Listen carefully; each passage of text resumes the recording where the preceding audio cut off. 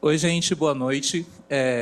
Queria pedir para todo mundo que está um pouco mais afastado descer, senta aqui com a gente, se aproxima. A casa está quase cheia, mas tem espaço para todo mundo aqui perto. Hoje nós vamos ter 2 palestras muito legais, então, assim, quanto mais próximo vocês puderem estar da gente, melhor. E deixa eu começar a fazer as honras aqui da casa. Primeiramente, mais uma vez, boa noite. Eu sou a Nathalie Souza, atualmente eu sou desenvolvedora aqui na Nubank, e hoje a gente vai ter um meetup aqui com vocês para compartilhar conteúdo, principalmente sobre programação funcional. A gente trouxe 2 pessoas assim que têm um currículo que eu olhei o currículo delas e eu falei, não sei nem o que eu estou fazendo aqui. Deixava só elas 2 aqui e elas iam dar show na apresentação, porque assim, tenho certeza que vão trazer muito conteúdo da hora aí para vocês. E para começar, primeiramente, o que são meetups, né? Meetups são esses espaços, eventos gratuitos para a gente compartilhar conhecimento, conhecer pessoas, trocar ideias. Então, aproveitem que vocês estão aqui, aproveitem as pessoas que vão palestrar também para vocês conversarem com elas, tirarem suas dúvidas.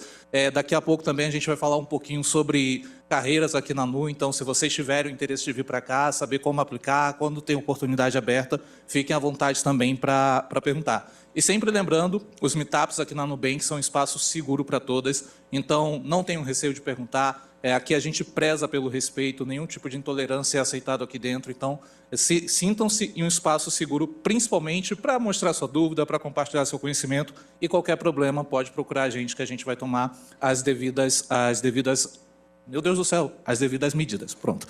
Ok. Para finalizar, como falei, a gente tem uma equipe focada em trazer um conteúdo muito legal para vocês. E reforço, o conteúdo de hoje está maravilhoso. A parte técnica está um negócio assim maravilhosa. Eu já babei ali os palestrantes, eu já estava trocando ali uma figurinha. E recomendo que vocês façam mesmo. Aproveitem cada gota de conhecimento que a galera vai trazer aqui para vocês. E antes de trazer os nossos primeiros palestrantes, vou chamar a Carol aqui para compartilhar com vocês. A Carol é engenheira aqui na Nubank. Ela vai falar um pouquinho sobre a experiência dela aqui na Nubank e também trazer um pouquinho aí de como vocês podem depois procurar vagas aqui dentro, aplicar para lá, aplicar aqui, aliás, e quem sabe tá aqui com a gente, trabalhando aqui com a gente, tá bom? Tá com o microfone. Agora, Carol, é com você. Oi, gente, eu fico por aqui. Então, eu sou a Carol, né? Eu sou uma mulher preta, de estatura média, cabelos cacheados volumosos.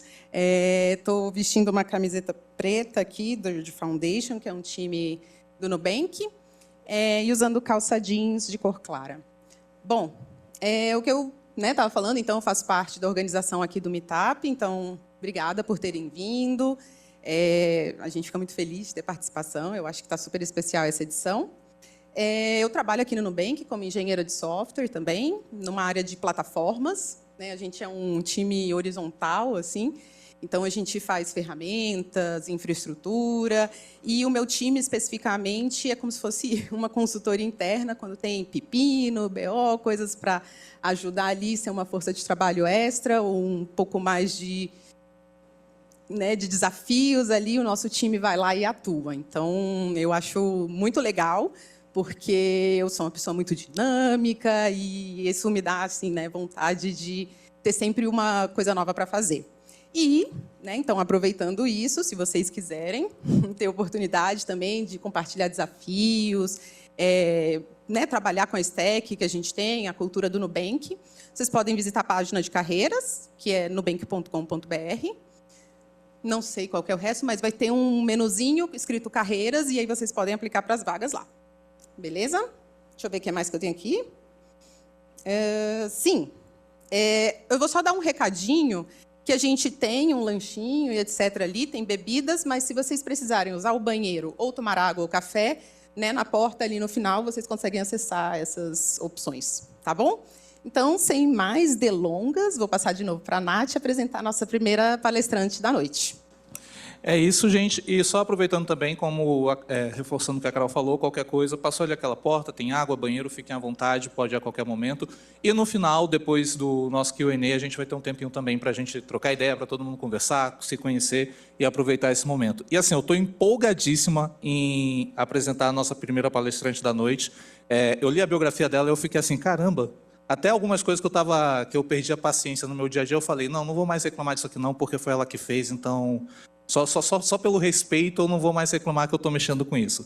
Mas a nossa primeira palestrante é a Sofia Velten, ela é Senior Staff Engineer aqui na Nubank desde 2017 e criadora do Stateflow, que é uma ferramenta open source usada para teste de integração na Nubank, e o Nodally, que é uma biblioteca para definição de grafos e dependências de dados com condicionais.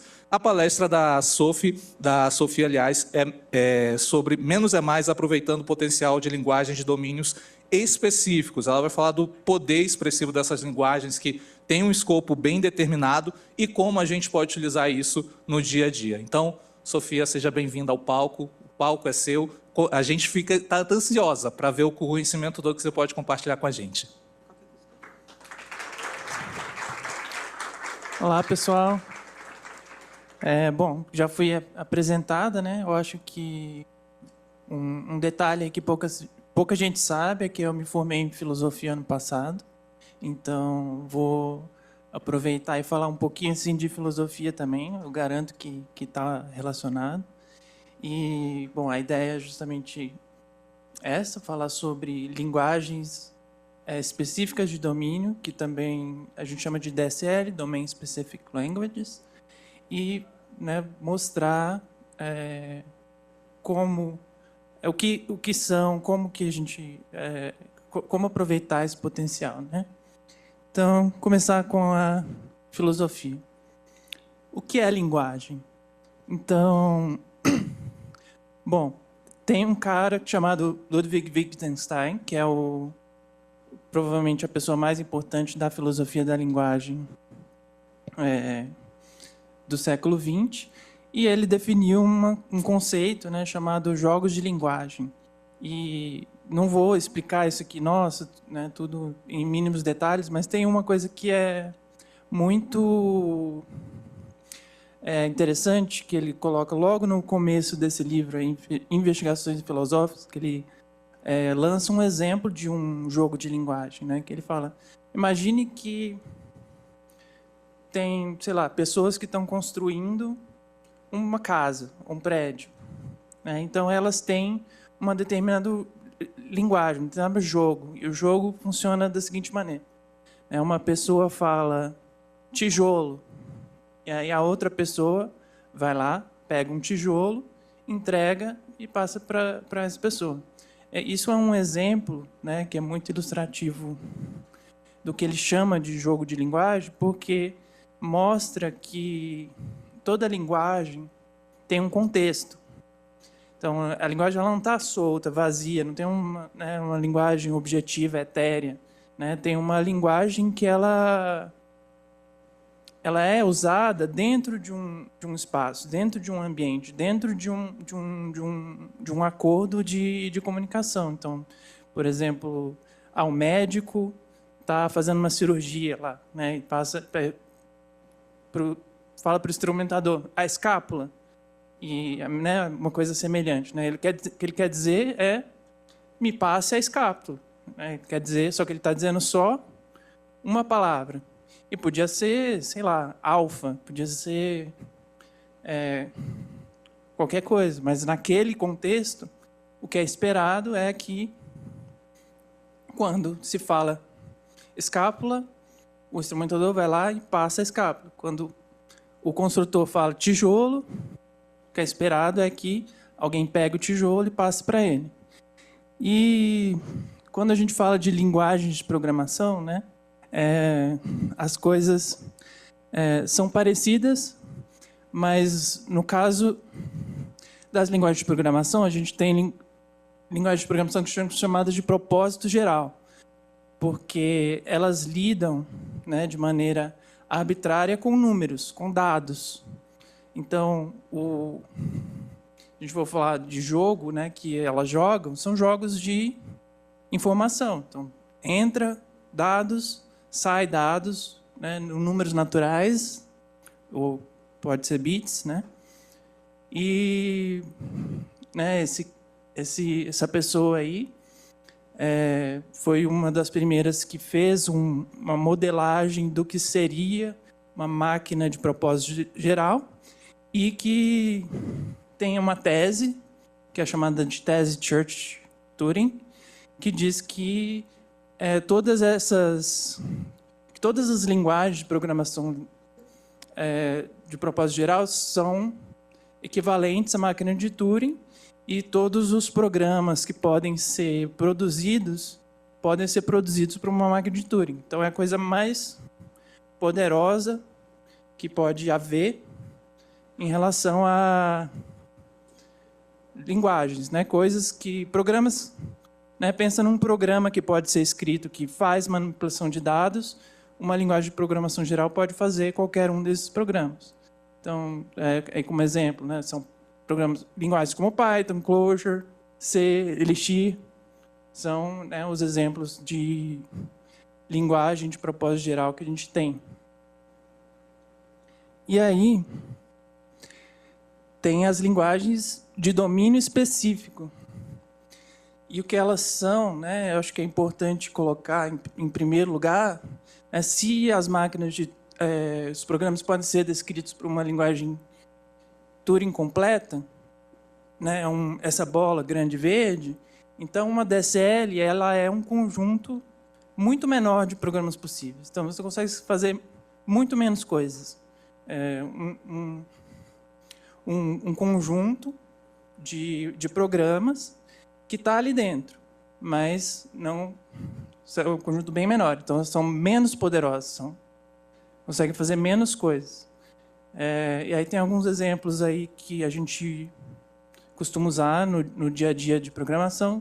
SQL é um exemplo de linguagem de domínio específico para fazer queries em banco de dados, HTML e expressões regulares. E expressões regulares é uma que a gente vai usar de exemplo para entender um pouco. Então, o que são expressões regulares? Muita gente já conhece, mas quem não conhece, tem essa expressão ali embaixo, A mais, colchete, B, barra C, fecha colchete, 2, D. Então, o que essa expressão significa? Ela quer dizer, o que está escrito ali em cima é um autômato que implementa essa linguagem, que eu quero encontrar dentro de uma string esse padrão. O padrão é A mais, significa A uma ou mais vezes, B ou C duas vezes e D. Então, se você olhar o exemplo desse autômato, né, o autômato começa na setinha lá na esquerda, no 1, ele tem estados finitos, por isso que ele chama de autômato finito. E esse autômato é equivalente à expressão ali embaixo. Então, a gente começa recebendo a entrada, vamos dizer que a gente recebeu a entrada A. Então, no A, ele vai do estado 1 para o 2. Aí, se ele recebe A de novo, ele continua no 2. Ele pode receber várias vezes, porque é uma ou mais vezes de ocorrência de A naquela string. Isso faz ele continuar no mesmo estado. E aí, se ele recebe B ou C, uma vez, vai para o estado 3. Se ele recebe B ou C mais outra vez, vai para o estado 4. Por quê? É exatamente duas vezes que deve ocorrer aquela sequência nessa expressão que a gente está usando de exemplo. E, por fim, se ele recebeu D, depois disso, ele entra no estado final. Isso significa que deu match, né? Aquela string deu match. Isso pode ser esse caso de sequência de strings, né? Pode ser que não seja muito útil, mas tem várias expressões que são usadas, por exemplo, reconhecimento de uma string que parece um e-mail, né? Um string que parece um e-mail é uma string que tem várias letras seguida de arroba, tem ponto com no final, né? Enfim. E tem vários outros exemplos de padrões que a gente pode encontrar em strings usando expressão regular. Então, esse é um exemplo, né, bastante interessante, porque olha o tamanho da expressão, né? A gente tem 1, 2, 3, 4, 5, 6, 7, 8, 9 caracteres para expressar uma coisa bastante... Se você fosse escrever um programa usando uma linguagem de propósito geral, ia ter que escrever bem mais, né? Mas não só isso. Porque, além de você... né, se você usasse uma linguagem de propósito geral para fazer aquele programa você escrever bem mais, você também ia ter muito mais oportunidades de cometer erros.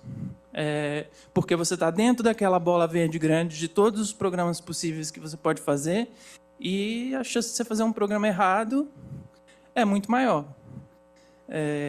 Né? Mesmo você falando, não, eu sou uma excelente programadora e né, vou fazer isso rapidão e vai ser muito certo, mas a gente comete erros, todo mundo comete erros, mesmo né, as pessoas que acham que sabem muito. É uma questão de estatística. Você pode fazer mais programas, você pode fazer mais programas errados. Então, naquela expressão regular ali, você pode cometer erros? Pode. Pode fazer várias expressões erradas que não era bem o que você queria. Mas a quantidade de erros que você consegue fazer é muito menor. Então, né, a chance de produzir um programa correto é muito maior. Então, além disso, tem uma representação que é mais sucinta, mais legível, né? E maior previsibilidade e controle do que você está escrevendo. Por exemplo, uma máquina, uma linguagem de propósito geral, ela está sujeita ao problema da parada, que é dado um programa escrito numa linguagem de propósito geral, não existe nenhum outro programa que pode, de maneira genérica, determinar se aquele programa vai parar ou se vai entrar em loop infinito, por exemplo. Você faz um while true lá e ele ficou lá para sempre. Na expressão regular, por exemplo, como ela é um poder de expressibilidade menor, ela não está submetida ao programa da parada. Então, você consegue verificar que está correto, você consegue verificar que para, né? E consegue também fazer outros tipos de análise, por exemplo, qual a quantidade de recurso que vai ser usada, né? Com muito mais precisão. Aqui em cima a gente tem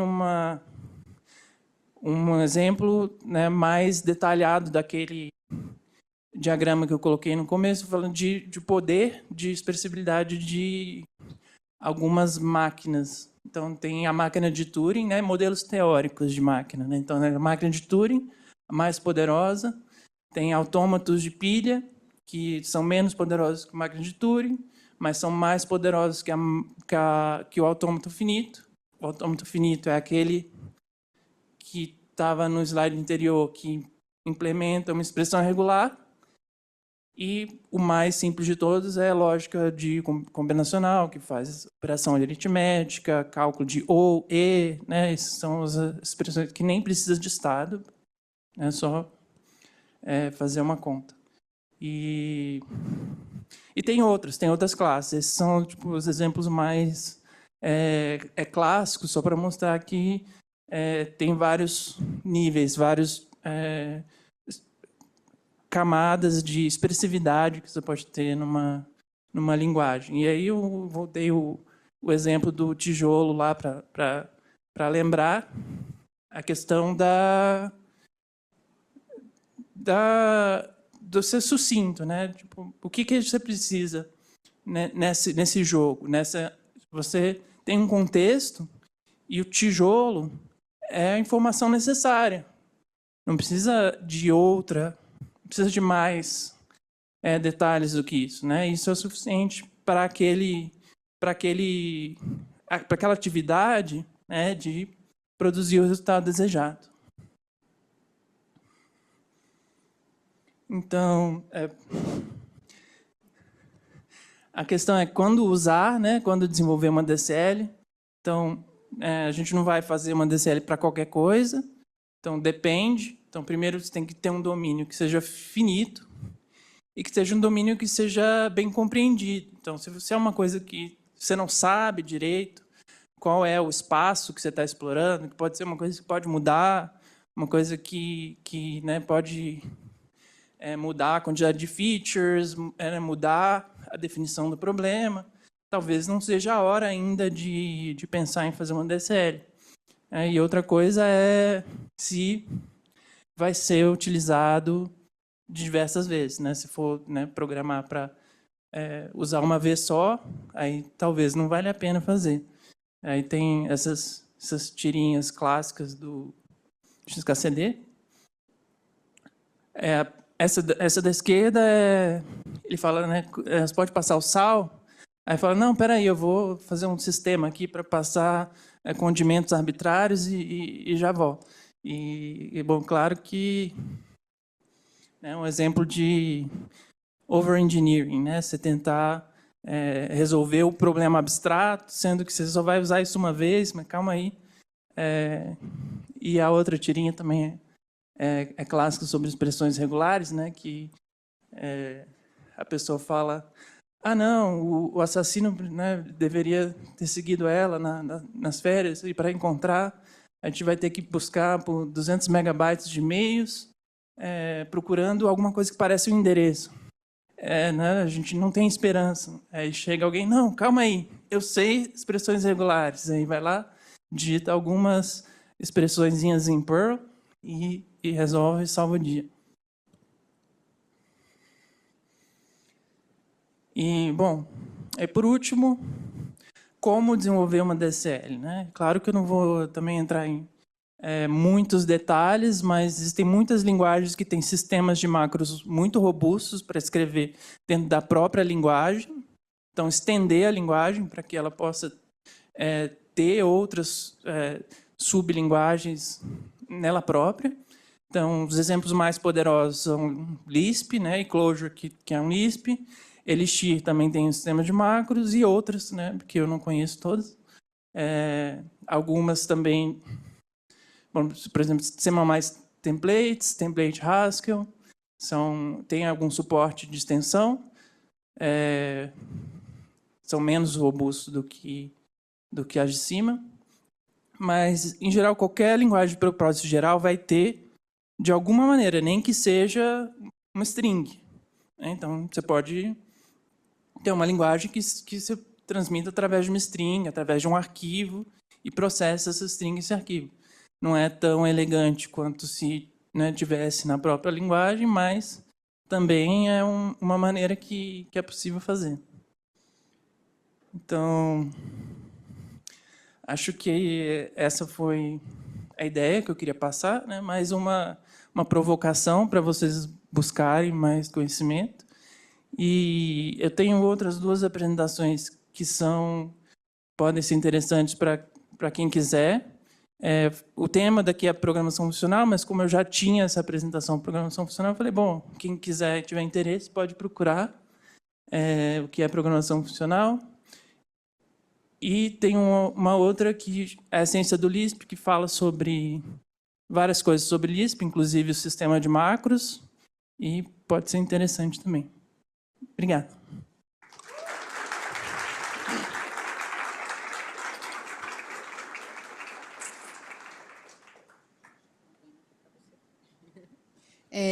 Bom, agora a gente vai ter uma próxima palestra. No final, a gente vai chamar, né, as duas pessoas palestrantes aqui para o palco, então, para tirar dúvidas, para fazer perguntas complementares. Então, se você tem uma pergunta aí, anota, guarda para logo mais, que a gente vai ter bastante tempo para interação. Espero.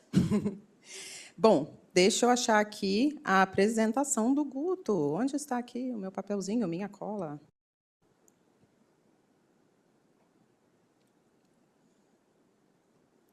Bom, achei. Bom, a gente tem aqui agora João Augusto Lissone Langione, Guto, para os íntimos, conheci outro dia, mas já estou chamando de Guto. Ele é engenheiro de software na Nimble, técnico em informática e futuro bacharel em Sistemas de Informação pelo IFSP.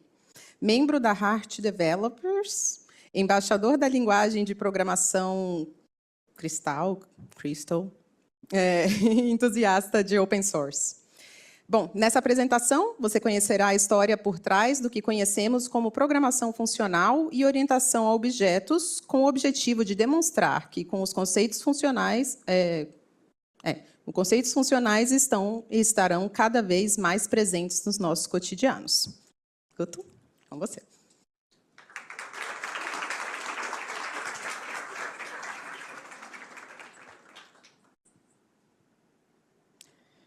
Boa noite. Tudo bem, pessoal?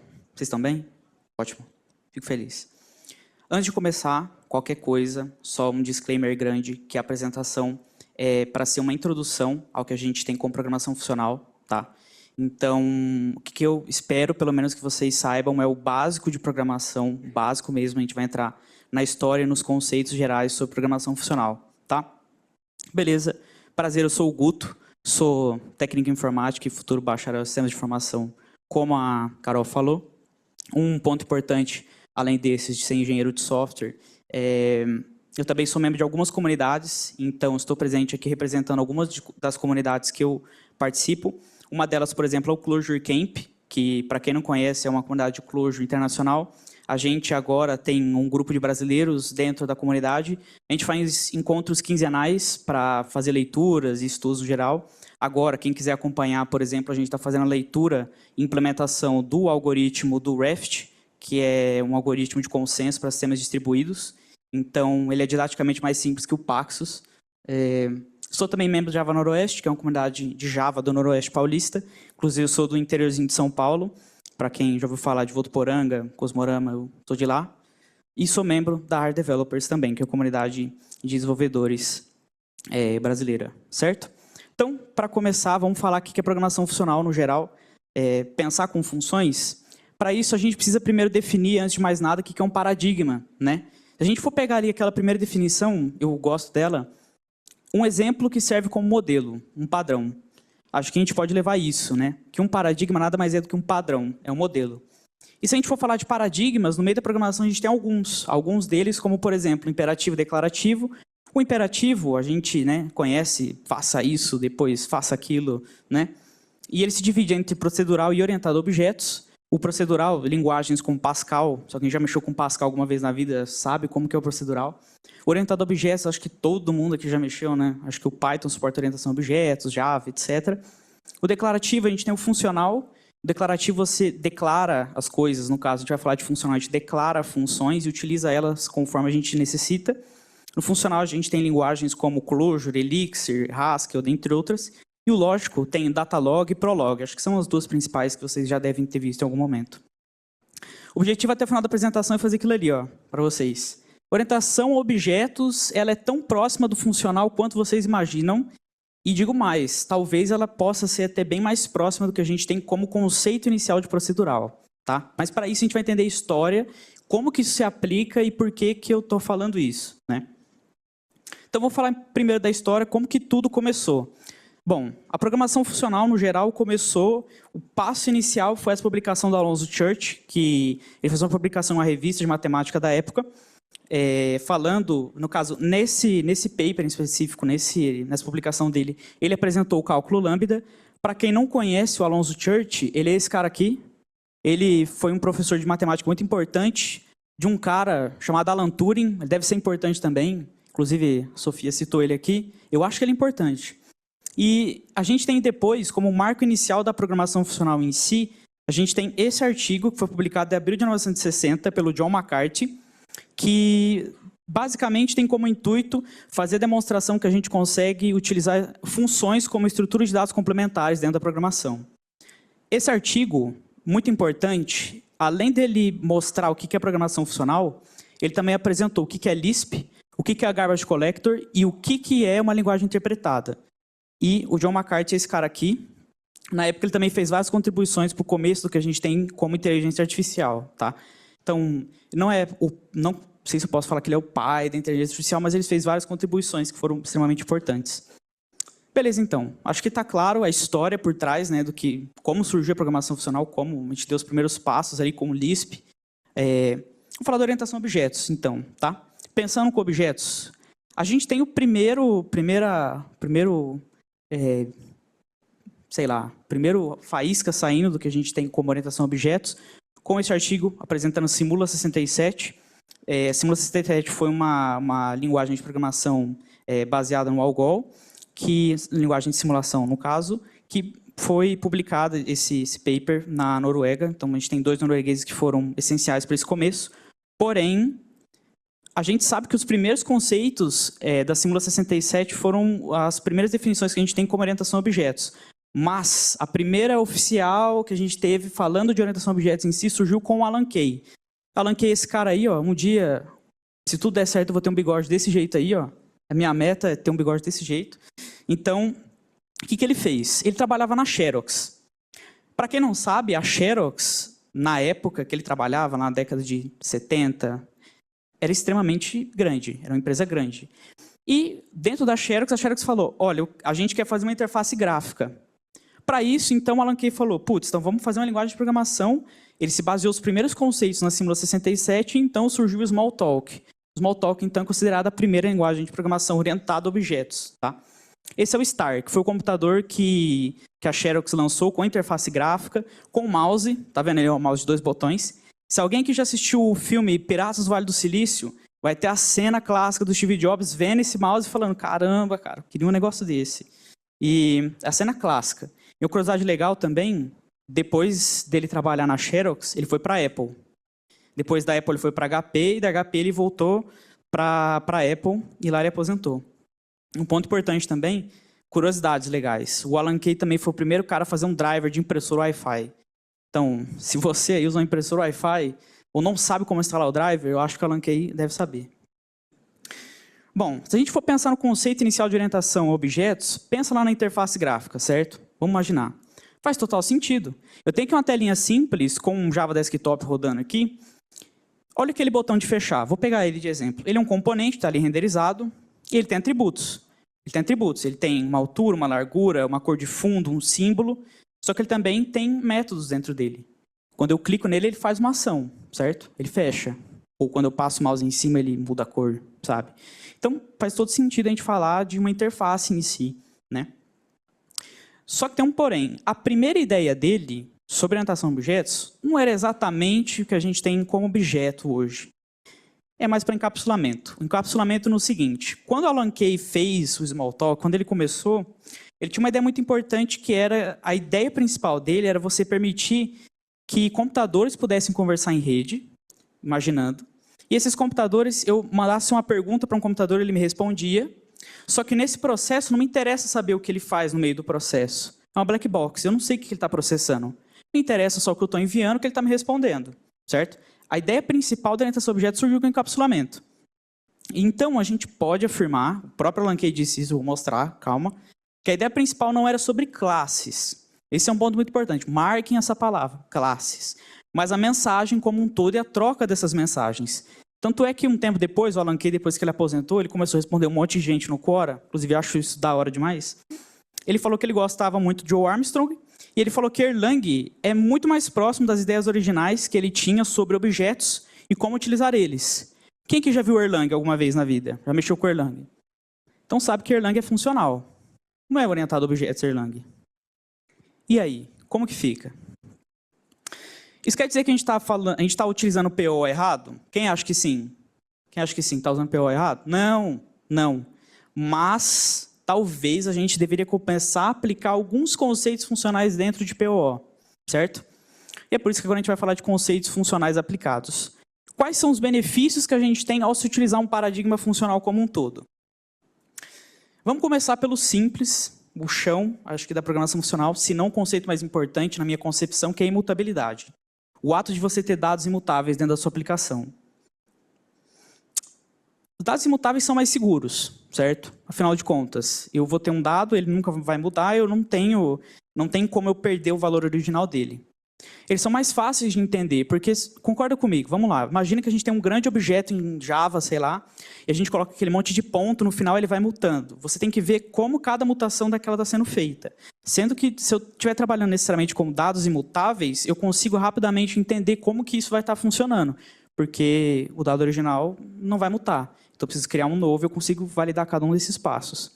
E são mais fáceis de manipular exatamente porque a gente tem mais segurança, certo? Não tem nenhum perigo de, sei lá, eu crio uma classe animal e aí eu estendo cachorro e gato e aí o gato late, né? Então, acho que esse é um exemplo da hora.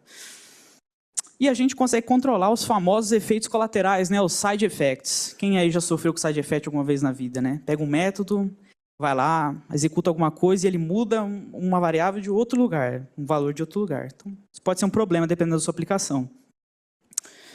Bom, para a gente poder entender isso, a gente precisa primeiro falar de estado também. Gosto de pegar definições assim, do dicionário, que fica bem prático. A primeira definição faz muito sentido, a segunda estava lá também, mas não faz muito sentido o que a gente está falando aqui.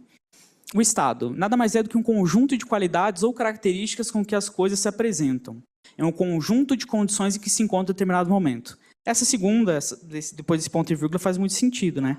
É um conjunto de condições que eu tenho em determinado momento do espaço-tempo, né? Beleza? Acho que tá claro esse lance de estado. Vou pegar esse exemplo aqui de JavaScript. Por que JavaScript? Porque acho que vai ser prático de entender. Não tem muito o que explicar. Mas vamos lá. Eu crio uma variável A. Essa minha variável A, eu printo o valor dela, vai printar 1. Aí eu vou lá e coloco A++, e agora vai printar 2. Cadê o 1? Sumiu. Né? Mutei o estado.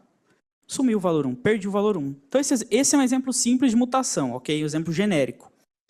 Se a gente for tentar falar assim, ok, Guto, então vou criar tudo constantes, coloco uma constante A e vou tentar mudar. Não vai funcionar. Obviamente, no caso do JavaScript não vai funcionar isso. Simplesmente porque eu vou estar tentando mutar uma variável, uma constante no caso, e ele não vai me deixar. Beleza, agora eu quero mostrar para vocês um exemplo um pouco mais detalhado. Vamos lá. Eu crio uma função ali, add1, que ele vai receber um valor por parâmetro e vai retornar esse valor mais 1. Correto? Olha lá em cima, eu não criei o A como constante, eu criei como um let. E quando eu vou printar lá embaixo chamando add1 e passando o valor de A, ele vai retornar para mim 2, que é o valor que eu estava esperando se eu tivesse colocado um A++. Só que ele não muta o valor original. Isso mostra que, necessariamente falando, o lance da imutabilidade não está ligado a eu declarar minha variável como constante ou não, e sim garantir que os meus métodos, minhas funções, não produzam nenhum tipo de efeito colateral externo. Esse é um ponto muito importante. E obtivemos os mesmos resultados sem modificar o valor real, né? A gente teve lá o 2, muito bonito, e aí o A continua do jeito que ele estava. Para isso, a gente agora, para poder decompor um pouco, aquela função estava um pouco esquisita, né? Add1, ela só adiciona 1. Vamos fazer o seguinte, então. Outra coisa da programação funcional, que eu acho legal. High Ordered Functions. Funções que recebem uma mais funções e retornam outra função. Então, eu posso receber uma função e retornar outra função. Se for o exemplo prático disso, eu tenho um add, que ele vai retornar uma outra função, que no caso o add ele recebe incremento, retorna uma outra função que recebe um valor e que retorna aí sim o valor mais incremento. Olha lá embaixo os resultados. O const, o add1, eu chamo a função add e passo o parâmetro 1. Depois eu só preciso chamar a função add1 de novo e passar o parâmetro que eu quero que ele incremente. Ele vai incrementar para mim. Ou, se eu quiser só usar o add nesse caso, eu posso no JavaScript usar aqueles parênteses abre e fecha ali, espaço, abre e fecha, coloco o A ali, né? Então ele vai entender isso, porque o primeiro parâmetro é da primeira função e o segundo, respectivamente, da segunda. E o A, imutável. Beleza? Tá claro isso? Beleza? E onde a imutabilidade se aplicar, onde ela pode ser aplicada no mundo real, né? Tá, Guto, legal, você está mostrando isso aí, muito bonito, mas onde que eu posso aplicar isso aí no mundo real, né? Porque no mundo real não vai estar esses tipos de exemplos aí. Toda aplicação multithreaded pode sim e deve utilizar um valor mutável. Esse é um ponto. Quando você trabalha com sistemas distribuídos de larga escala, para você ter segurança dos dados que você vai estar trafegando ali, é extremamente importante que os dados sejam imutáveis. Você não pode... Mas vamos supor, um exemplo muito simples. Você está fazendo a transação bancária, estamos no Nubank, né? Então você está fazendo um cartãozinho roxo lá e tal, e no meio da transação dá uma falha, tira o seu dinheiro não sei, tira o dinheiro do cara e aí fica por isso, ninguém recebe dinheiro. E aí? Né? Então, por isso que os dados imutáveis, talvez, eles sejam um ponto muito importante. Acho que o ponto-chave dessa apresentação é falar sobre imutabilidade, acredito eu. E tem uma frase muito clássica do Rich Rick, que ele faz uma apresentação falando do Datomic, que ele fala que você não consegue representar a mudança sem mutabilidade. Isso faz muito sentido, porque para eu representar uma mudança, eu tenho que ter o estado anterior daquilo. Se eu não tenho mais, eu não consigo representar a mudança. Então, a imutabilidade faz total sentido. No caso, essa apresentação era falando sobre o Datomic, né, e ele fala sobre a imutabilidade em específico lá. Tá, vamos falar um exemplo um pouquinho mais complexo aqui. Legal, Guto, aprendi. Muito bom. Agora, toda vez que eu quiser fazer uma modificação, eu vou criar um valor novo. Então, criei a minha variável values. Ela tem um array com 1, 2 e 3.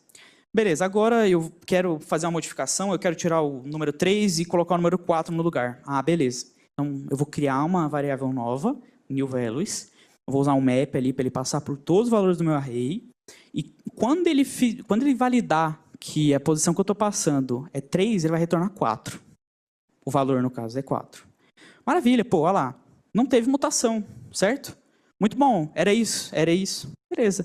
Só que agora eu vou problematizar um pouco para vocês. Imagine se eu tivesse, nesse caso, um array de 1000 posições, 10.000 posições, um objeto extremamente complexo.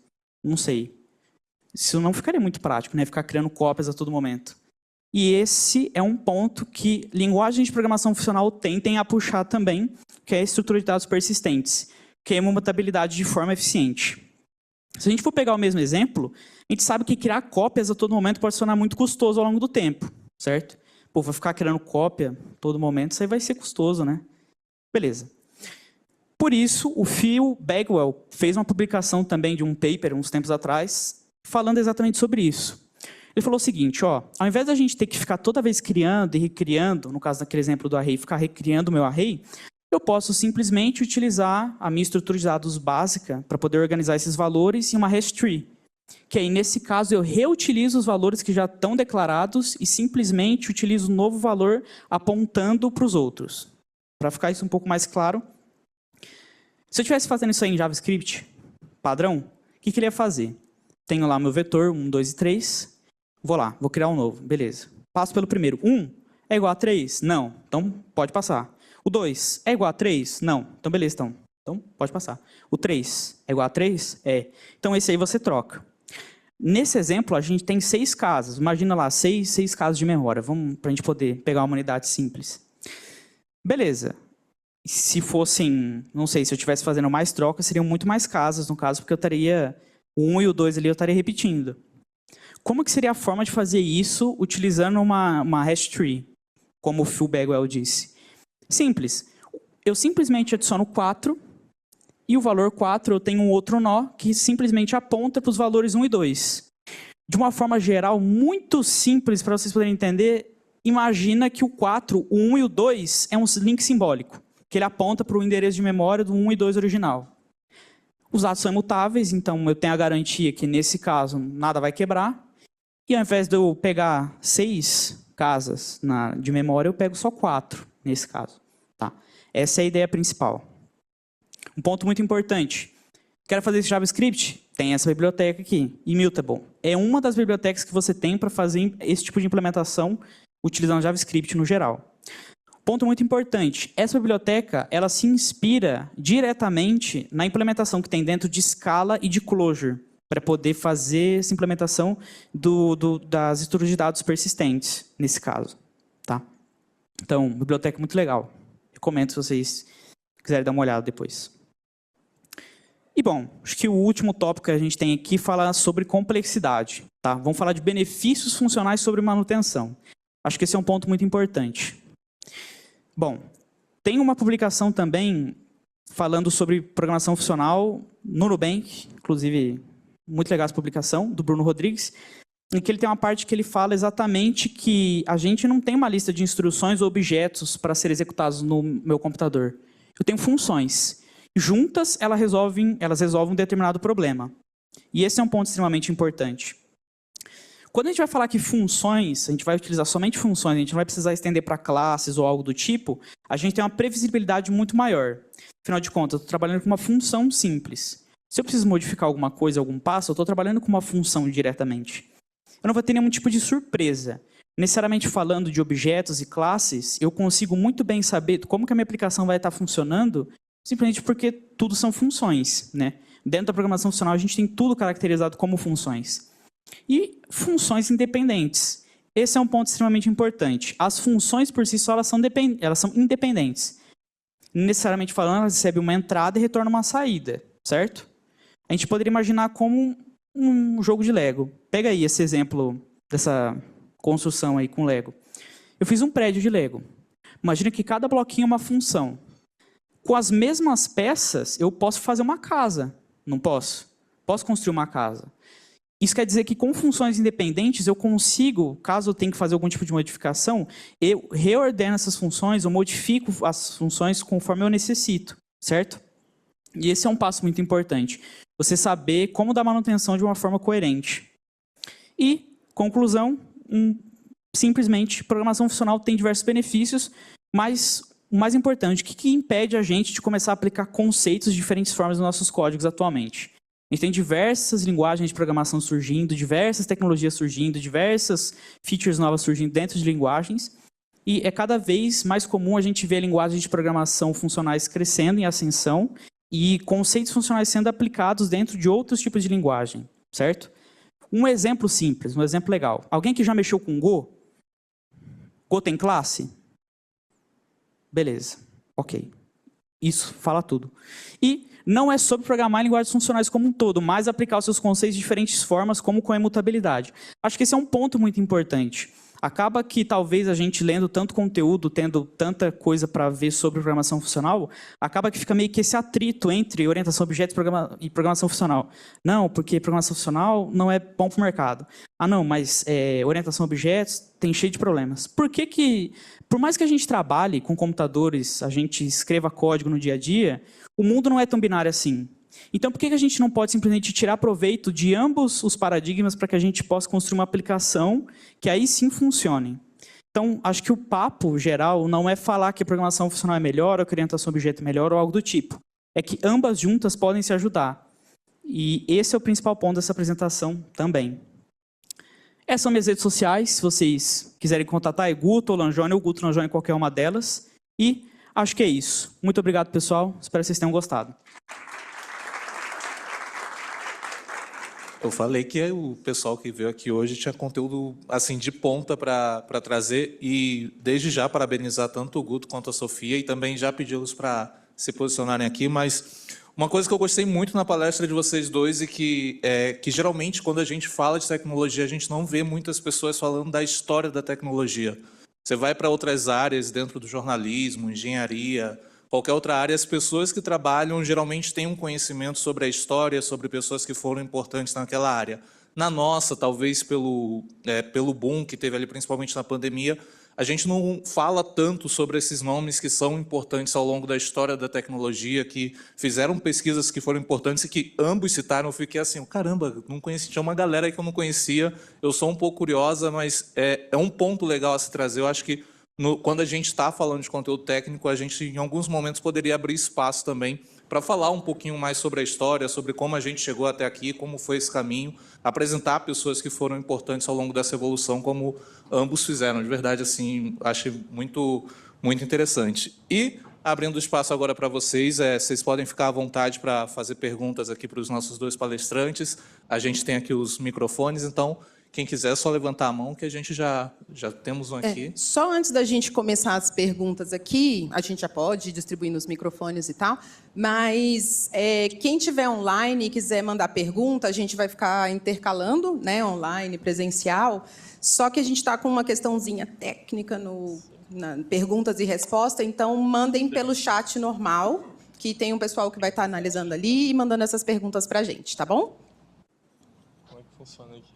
Só botar falar na frente. Pronto. Isso. Nossa, legal isso aqui. Bom, eu sou programador Elixir já tem uns 3 anos e eu acho assim que a grande dificuldade da inserção no mercado de linguagem funcional, no caso, é às vezes a falta de ambientes de estudo, por exemplo. O Elixir eu acho que ele ainda é um pouquinho mais popular do que o Clojure, por exemplo. E quando passar do tempo, assim, eu decidi na minha carreira que eu ia me especializar em programação funcional. Visto que eu já tinha uma experiência e eu sou mais familiarizado com funcional do que com orientado a objeto. Só que, por exemplo, eu gostaria de aprender mais sobre as outras linguagens, né? O Lisp mesmo é uma coisa que eu raramente vi na vida, assim, apesar de ser a parte primordial ali, né, da linguagem funcional. Então, eu queria saber, principalmente por vocês que têm bastante tempo estudando linguagens que são mais nichadas e você tem mais dificuldade de acesso a essa informação nova, a essa base de estudo, se vocês têm dica para que a gente possa acessar esses tipos de informação, de conhecimento, de aprendizado, principalmente dessas linguagens que a gente vê muito mais conteúdo, por exemplo, em inglês, claro. E, às vezes, tem essa barreira, né, de que nem todo mundo é fluente, nem todo mundo consegue ter a parte de autodidata e estudar através da documentação. Então, eu queria saber se vocês têm algumas dicas para facilitar no estudo dessas linguagens mais nichadas.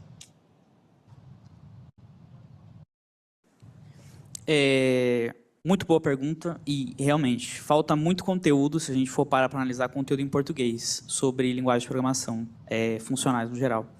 Um ponto interessante, não falei, eu trabalho com Clojure atualmente, mas não na Nubank. Eu trabalho com Clojure e Clojure Script, então a gente hoje tem uma stack full stack em Clojure. E o ponto principal que tem, quando eu fui começar a mexer com programação funcional, acredito que foi o apoio principalmente de amigos. Acredito que quando você tem um grupo de amigos em si que estão dispostos a começar a estudar alguma coisa, isso é muito importante. Quando a gente começa a pular um pouco do ponto de amigos, a gente entra em questões de comunidades. Então, você tem comunidades que vão estar fornecendo conteúdo, né, para você poder estudar ou algo do tipo.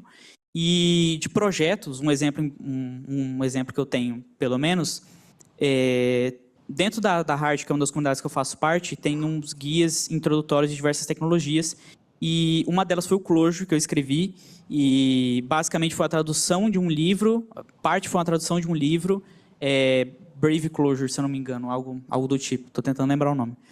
Mas o ponto, eu acho que eu diria que o ponto importante talvez alguém precise ter o ponto inicial de começar a estudar nisso. Então, se você realmente tem vontade e você quer começar a se aprofundar nisso, nada mais justo do que você, sei lá, juntar um grupo de amigos, começar a discutir sobre aquilo, começar a traduzir documentação e talvez você começar a produzir conteúdo, produzir artigo, algo do tipo. Então, sempre é algo que eu apoio. E um ponto muito importante também. Muitas pessoas chegam e falam que talvez um artigo você vai publicar é um conteúdo muito introdutório, né? E eu sou extremamente contra isso. Que todo artigo, toda publicação, todo conteúdo é extremamente válido. E aí tem uma frase do Esopo, que eu falo bastante, tem um pessoal que vai lembrar. Mas ninguém é tão grande que não possa aprender e nem tão pequeno que não possa ensinar. Então, todo conteúdo que você puder disponibilizar, que você estiver aprendendo, sempre vai ser válido para alguém que estiver começando, tá? Complementar, então, acho que o Guto falou bastante o essencial. E eu lembrei aqui, por exemplo, eu aprendi funcional com Haskell. Foi a primeira linguagem que eu comecei. Eu fui fuçando, não lembro. Assim, você perguntar, mas o que você achou legal? Tem um livro legal, não lembro se está traduzido para o português. Mas, por exemplo, tem uma comunidade no Telegram de Haskell, Haskell BR. E aí tem pessoas que, né, ele falou das comunidades, tem pessoas que podem te ajudar, estão dispostas a tirar dúvidas. Em Clojure tem a comunidade Clojurians no Slack, que também dá para conversar, para tirar dúvidas. Tem muita gente lá que sabe muito e que está disposta a ajudar. E né, eu falei no final do meu slide, né, busquem conhecimento, mas eu não falei onde, né, também como.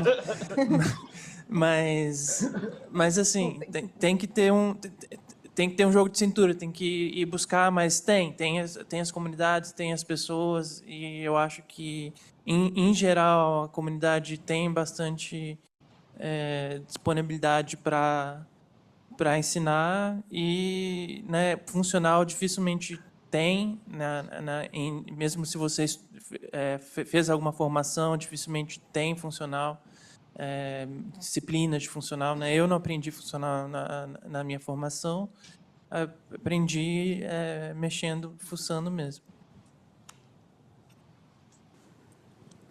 Tem alguma pergunta já pronta aqui? Porque eu tenho uma... Tá. Aí, então, eu posso passar o microfone para a próxima, mas vou no do online. Depois de você.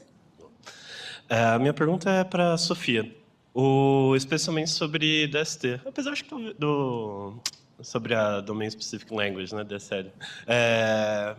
Qual um bom, tipo, eu gostaria de saber tipo, um exemplo de uma DSL que você já usou, ou até mesmo já fez, que resolveu bem um problema e quais seriam os argumentos a favor, né? Acho que justamente tentar pegar um pouquinho quando que você percebe que está indo além do passar o sal por 20 minutos.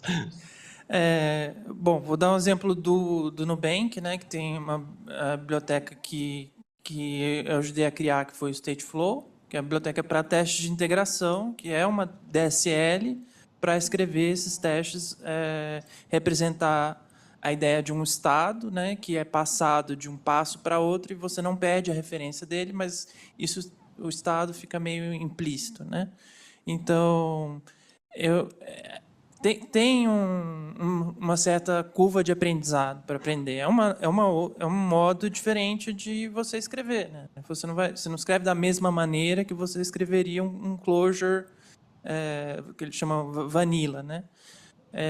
Então, tem uma curva de aprendizado e isso tem que trazer um benefício. No caso, o benefício da padronização é muito grande, então você ter a oportunidade de compor, então criar funções para essa DSL que podem ser reutilizadas em todos os testes de integração de todo o Nubank, né? Então a gente tem, sei lá, mais de 2.000 serviços, né?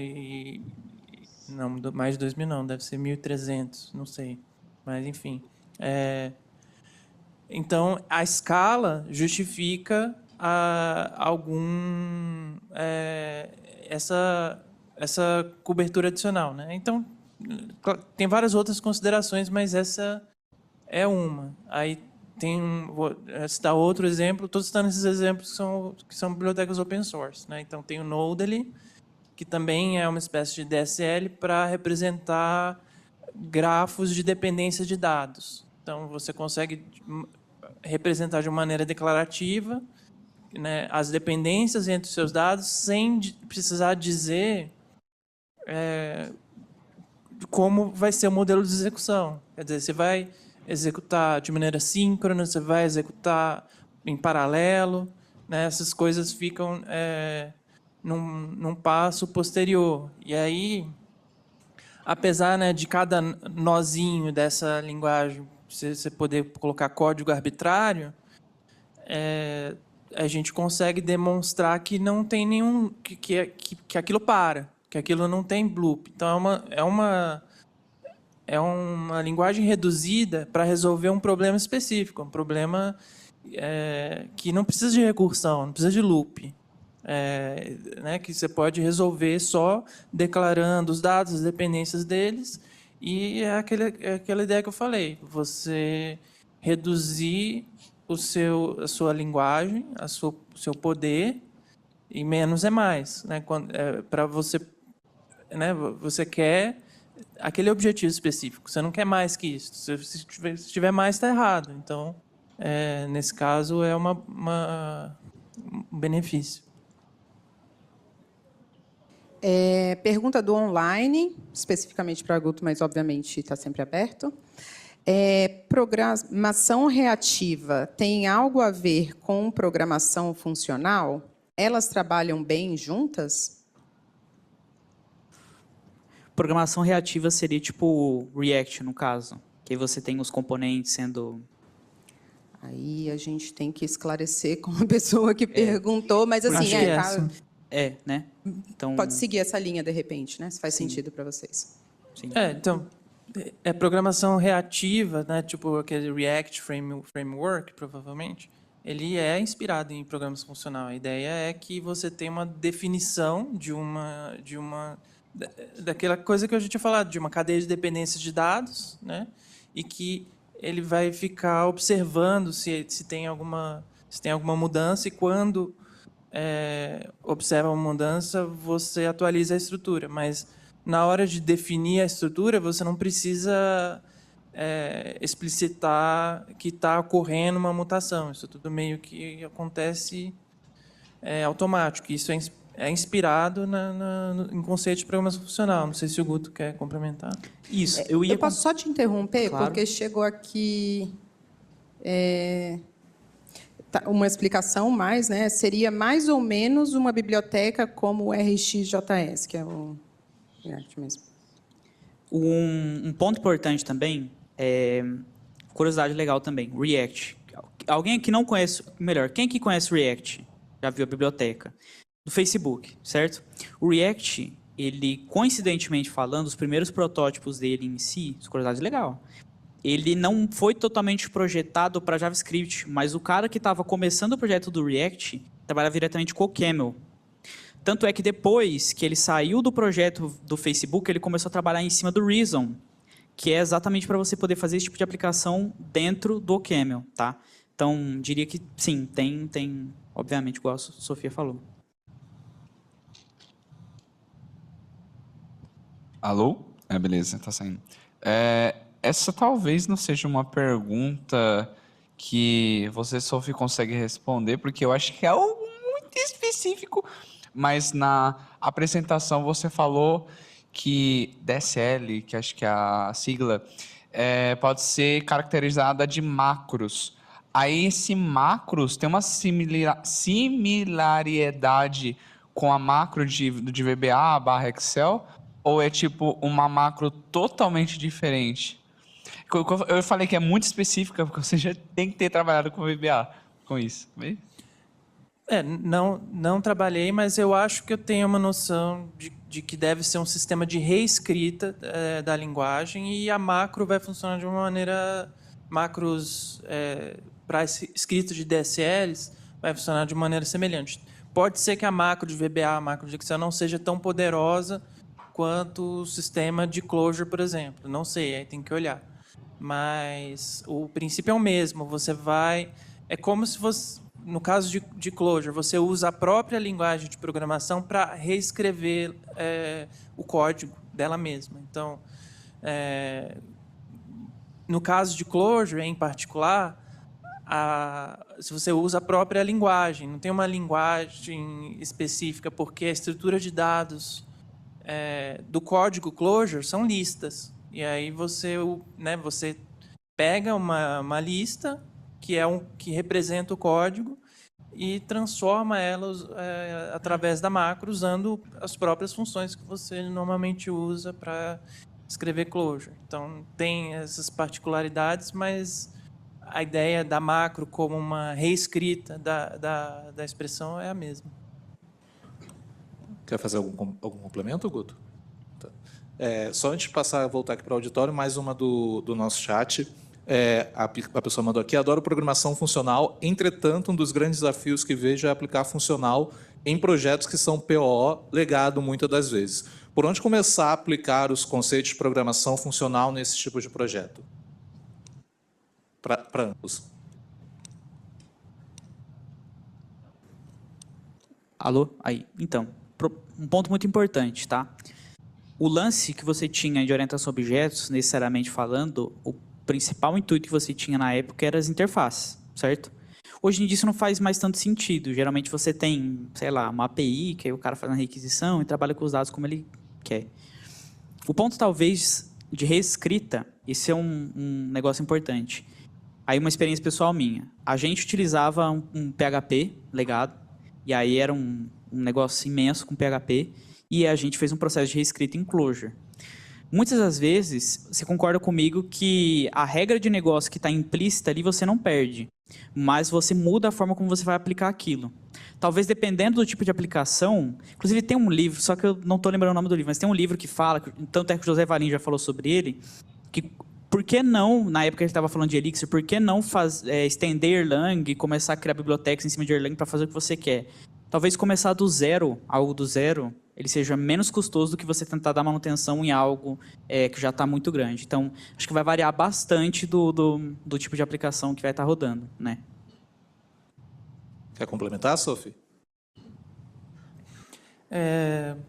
não vai ser especificamente sobre orientação a objeto, mas qualquer linguagem, por exemplo, procedural, pode implementar conceitos de programação funcional, né? É uma coisa que o Guto falou na apresentação, mas uma palavra que eu gosto de usar o conceito que eu gosto de usar é transparência referencial. O que é transparência referencial?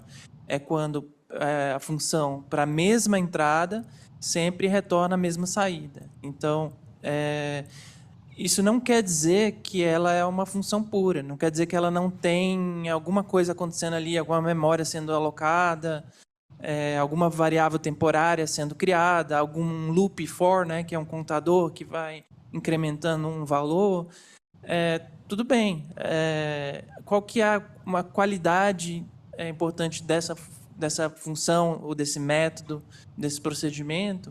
Se independentemente do que está acontecendo naquela caixinha, se a propriedade daquela função é que para cada entrada tem sempre a mesma saída, então ela tem transparência referencial. E aí, se a função tem transparência referencial, você consegue substituir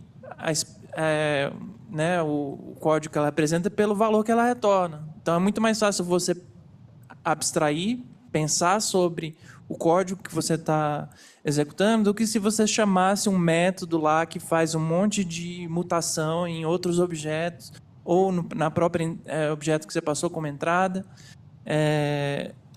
Fica muito mais difícil rastrear o que está acontecendo se... Não, o que me interessa aqui é o retorno, é o que está retornando, e eu sei que não vai acontecer nenhuma surpresa. Então, tem maneiras de ser mais funcional. Meu nome é Arthur, eu sou estudante de análise e desenvolvimento de sistemas do IFE. Foi até legal o Guto ter falado que é do IFE, porque é raro ver alguns pessoais. E eu queria saber uma pergunta mais direcionada à carreira, sobre como que vocês iniciaram. Eu acabei de entrar, eu sou de outra cidade, sou do Nordeste Paulista, Ribeirão Preto. Então, o desafio de morar em São Paulo e, além do mais, conseguir uma carreira. Eu queria saber como que foi a entrada de vocês nesse mercado e o que vocês recomendam, dicas, coisas relacionadas ao processo seletivo, consegue um estágio ou mesmo uma vaga de emprego já estabelecida. Eu estou na carreira já faz bastante tempo, né? Não sei se comentei, mas estou há 7 anos no Nubank. Também trabalhei antes do Nubank no Instituto Eldorado, né? Sou formado em engenharia de computação. Mas o que eu recomendo para pessoas que estão começando, né? Acho que não é tanto o seu caso, mas recomendo, pega o Python, pega uma linguagem que... Nem recomendo começar com funcional, né? Porque a gente sabe que não tem tanta vaga, não tem tantas empresas. Então, Python é uma linguagem que é fácil que tem muito uso, que tem muita gente usando para muitos propósitos e vai dar uma introdução, né?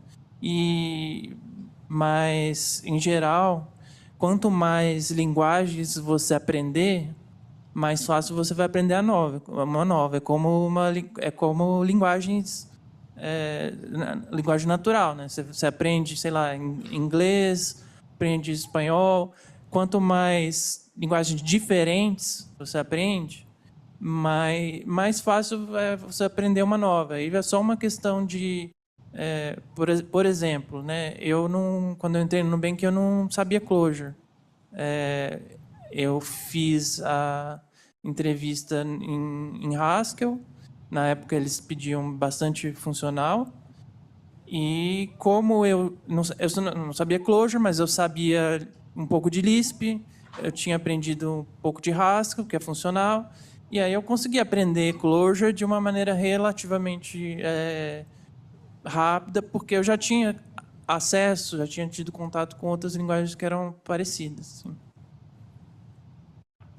Então, vou falar a minha experiência também.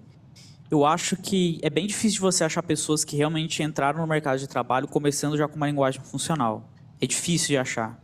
Porque a gente sabe que o mercado é extremamente grande, você tem linguagens orientadas a objetos, e isso é totalmente normal, como eu falei na apresentação. O ponto é que muitas das vezes, o lance de você querer aprender alguma coisa nova, você realmente gostando do que você está fazendo, acaba que vai virando algo normal. Você aprende uma tecnologia nova, uma biblioteca, e você começa a se afeiçoar naquilo. O meu exemplo pessoal, no caso. Eu tenho 20 anos, eu trabalho faz 2 anos e alguns meses, e quando eu entrei na empresa, a gente tinha um código em PHP e tal, e a gente tinha um problema para resolver e tinha um produto a distribuir. E aí, partindo das necessidades do produto, cabe como engenheiro de software você saber com quais ferramentas você precisa utilizar para resolver aquele determinado problema. Acho que muitas vezes a gente se pega muito falando, a gente é pago para escrever código. A gente é pago para resolver problema, né? Então, esse é um ponto muito importante. Então, se eu fosse dar uma dica para você, falaria, como a Sofia falou, comece com um Python, pega a base de programação, começa a ver um estágio, algo do tipo, conforme você tivendo espaços no seu dia, que você fala assim, pô, quero aprender alguma coisa nova. E se aventura alguma linguagem de programação funcional ou algo do tipo, eu comecei com Elixir, por exemplo, de Elixir, aí eu já fui para Emacs, aí eu comecei a usar o Emacs, aí eu fui para o Lisp do Emacs, aí eu gostei, e aí eu fui para o Clojure, né? Então foi, tipo, bem rápido. Mas, cara, assim, é gosto. Então, diria isso, você começar com projetos pequenos seus. Eu vou até aproveitar e fazer um comentário. Nossa edição anterior do Meetup, que foi dezembro do ano passado, fala sobre transição de carreira, mas, assim, de certa forma, se aplica também para começo de carreira, né? Então, tem um conteúdo legal nesse sentido. E o nosso Meetup de hoje está sendo gravado, então, assim, se vocês quiserem verem anteriores, né, pode acessar lá. Está no Building, no YouTube. Bom, pergunta aqui. Pensando no mercado de trabalho, qual a sua perspectiva para a programação funcional no futuro? Eu não consigo prever o futuro, mas eu espero que seja cada vez maior, porque eu gosto de dizer que, por exemplo, a orientação a objeto ela foi pensada como o Guto falou sobre o Alan Kay, né? O Alan Kay pensou nessa questão da orientação a objetos como desenvolver sistemas, né? Como desenvolver sistemas de computadores, de redes e tal. Então, quando você pensa em um sistema distribuído, você não pode... Você tem que pensar no Estado, né? Você tem bancos de dados distribuídos e tudo mais. Quando você pensa nesses serviços interagindo entre si, cada serviço tem o seu próprio Estado. Então, tem, né, essas ideias todas de orientação a objeto, elas voltam de novo em sistemas distribuídos. Então, a orientação a objeto ela é importante, mas... Eu usaria orientação a objeto para desenvolver um sistema não distribuído, para escrever o código de um serviço que está rodando em uma única máquina? Não, eu não usaria. Porque tem um monte de complexidades com relação ao estado que está distribuído na aplicação, que não é distribuída. Você está distribuindo o estado e não precisava. Então, você está descomplicando o seu código usando esse paradigma, que é importante, mas que é uma complicação desnecessária quando você está lidando com uma única máquina. Então, a questão é que a gente tem uma inércia muito grande a mudanças, né? Por exemplo, ver o teclado que a gente usa, né? O QWERTY lá. Ele é assim, faz... décadas, né? Se não é desde a máquina de escrever, porque as teclas enganchavam na escrita do inglês, as teclas enganchavam porque eram muito apertadas, e aí eles distribuíram as letras de uma maneira que evitava elas de enganchar lá na máquina de escrever. A gente usa esse teclado até hoje. Então, às vezes, uma coisa que pode não ser a melhor, vai continuar popular, vai continuar sendo usada por muito tempo ainda. Então, é difícil prever o que vai acontecer, mas o que a gente pode fazer é pensar em orientação a objetos, mesmo que você usando ou não, tem conceitos importantes sobre sistemas distribuídos, tem ideias importantes, que vão acabar sendo usadas. E também programação funcional tem ideias muito poderosas, muito importantes. Então, é importante conhecer, é importante aprender e estar aberta a possibilidades. E só para complementar também, falando sobre a questão da gente ter algo muito enraizado, igual a Sofia falou do teclado, inclusive eu gosto de teclados esquisitos também, se alguém gostar, sabe, aqueles teclados, enfim. O negócio legal é que muito do que a gente tem hoje nas linguagens orientadas a objeto, que a gente conhece, tem muito de uma herança que a gente pegou do procedural. A gente pega, por exemplo, C++. O próprio Alan Kay falou que na época que ele pensou em orientação a objetos, C++ não estava na mente dele. Muito menos a ideia que foi aplicada com o passar do tempo. Então, um ponto extremamente importante, a gente não gosta muito de sofrer mudanças. Então, não dá para prever como que o mercado em si vai ser com o passar do tempo, exatamente porque a gente tem muitas heranças ainda em tudo que a gente utiliza hoje em dia. Um ponto muito importante também sobre sistemas distribuídos, se vocês forem pegar grandes empresas que têm sistemas distribuídos, a maioria delas utiliza programação funcional de alguma forma.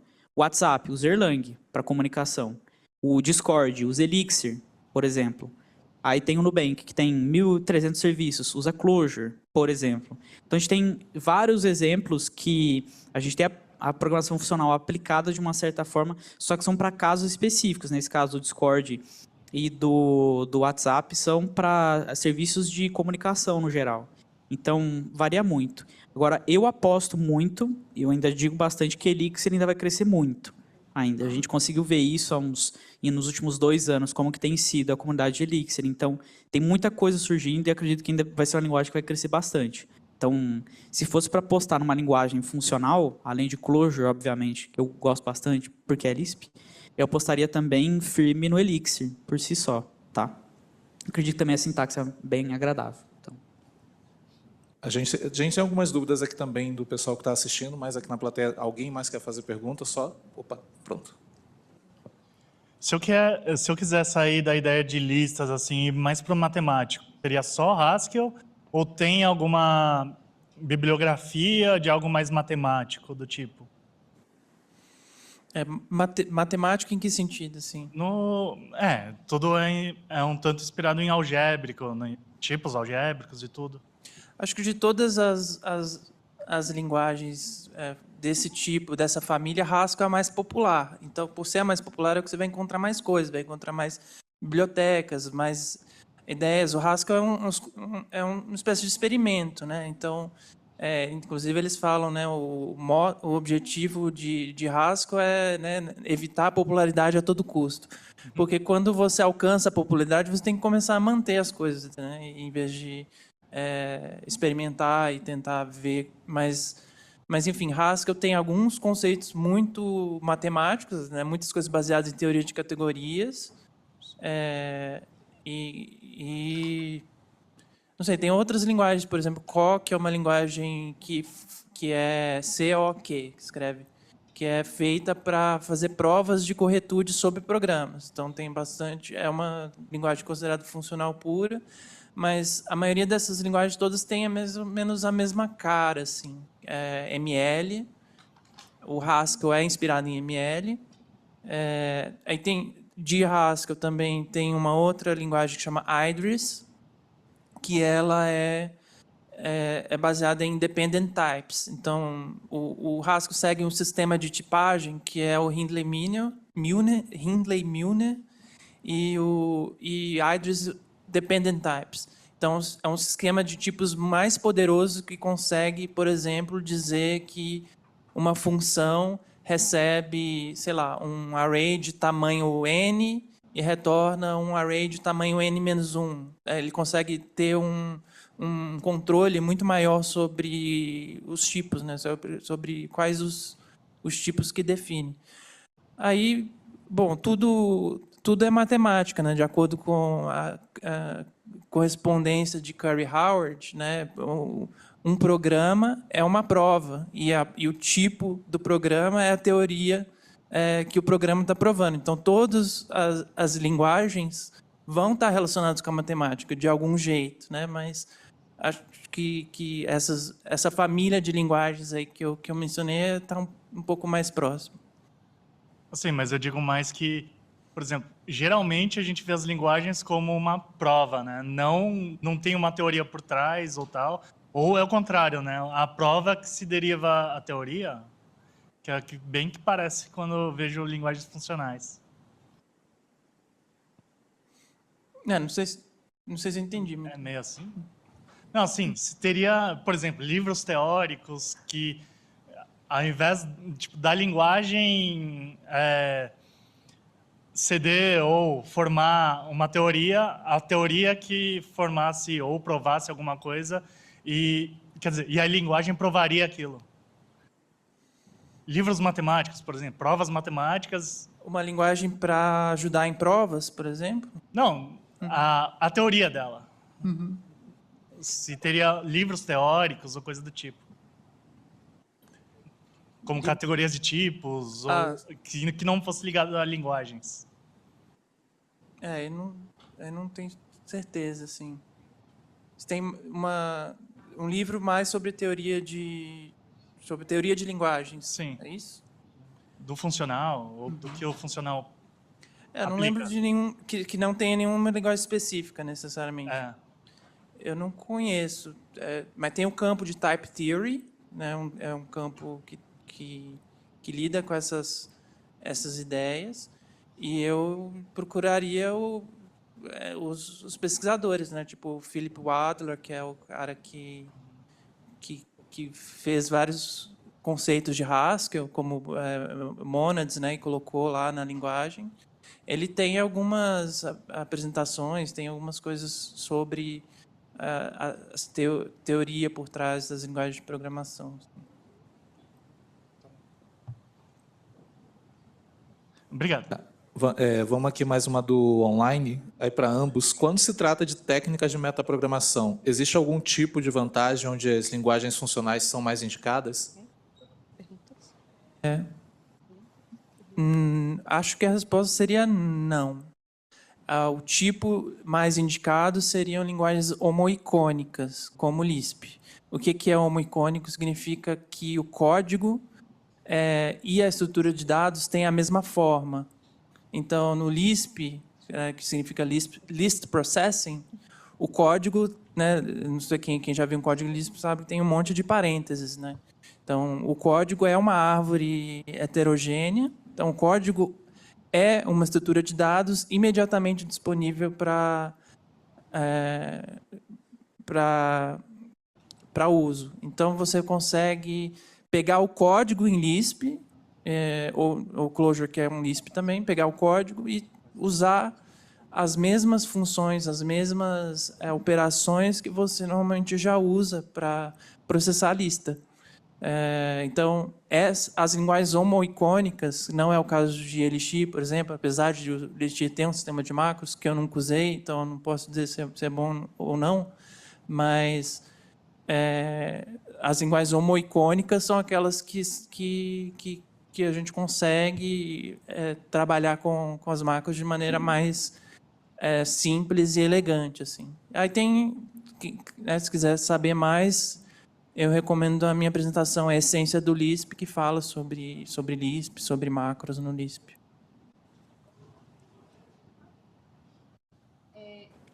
Oi. Eu vou fazer a última pergunta do online e a gente vai abrir o espaço para mais algumas poucas aqui, uma, duas. Então, quem quiser já se manifestar, a gente já vai passando o microfone, tem uma ali. E a gente já leva. E depois a gente não está encerrando o evento, na verdade, né, essa parte, a gente vai passar para o nosso networking ali, enfim. Quais as vantagens / desvantagens de usar o paradigma funcional para implementar uma DSL? Dá para saber qual paradigma usar, dependendo do problema?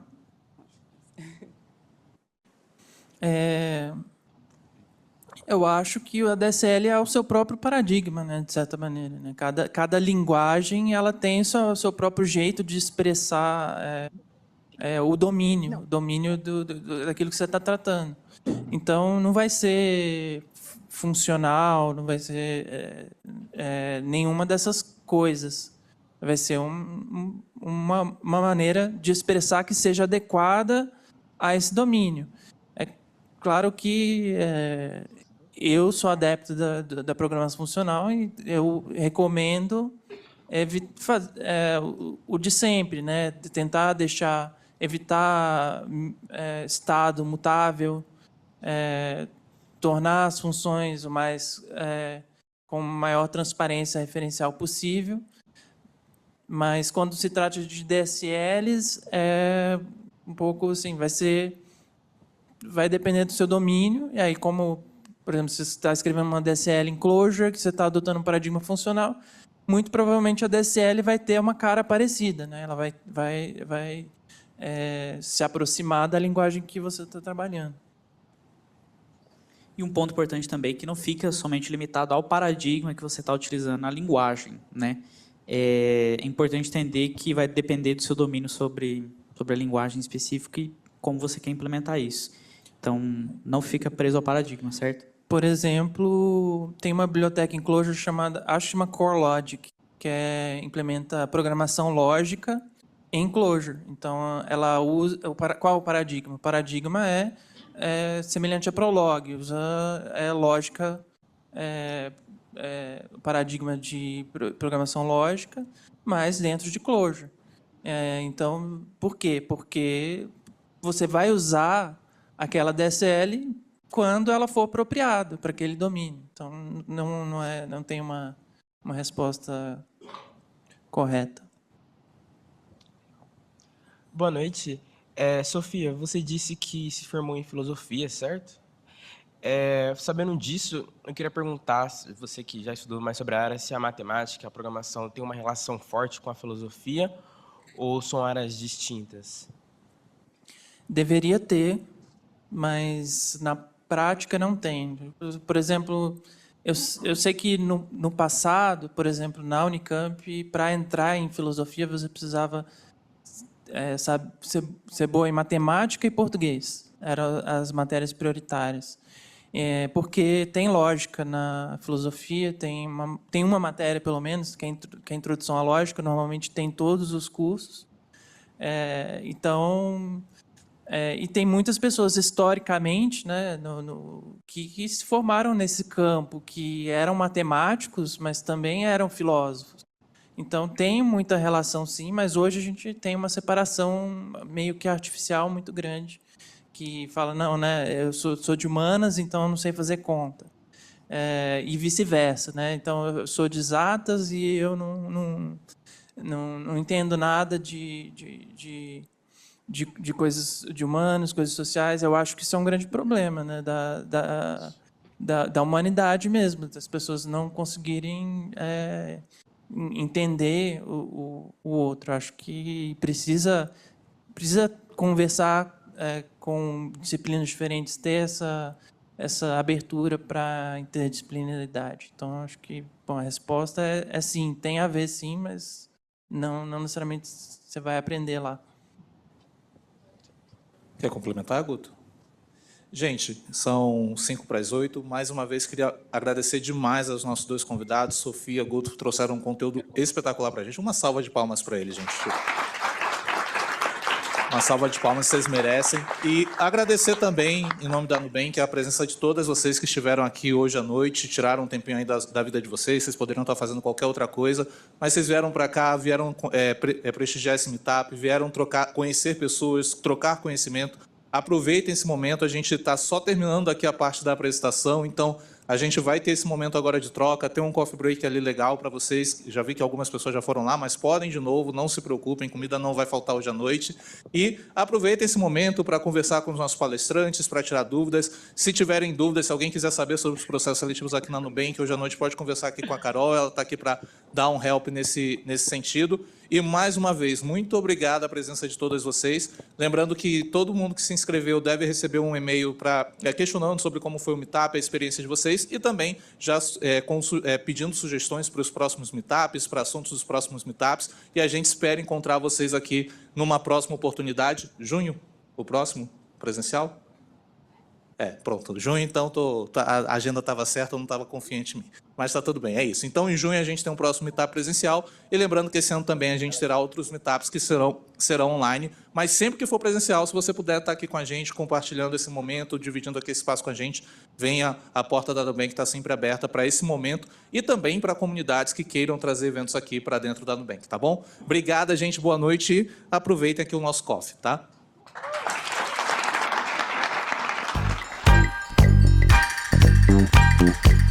Thank you.